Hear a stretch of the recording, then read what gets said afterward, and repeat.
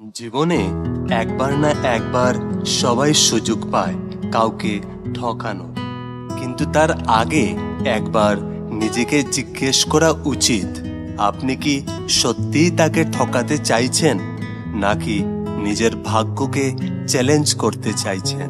কারণ জীবন কিন্তু ঘুরে দাঁড়াতেও জানে। আজ আপনি যা করবেন কাল সেটাই ফিরবে আপনার কাছে। তাই কাউকে ঠকানোর আগে ভাববেন, একদিন আপনিও ঠকবেন।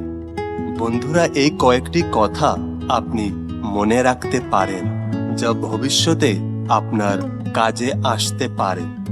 কাউকে ঠকিয়ে জেতা যায় হয়তো, কিন্তু হারটা একদিন ফিরেই আসে।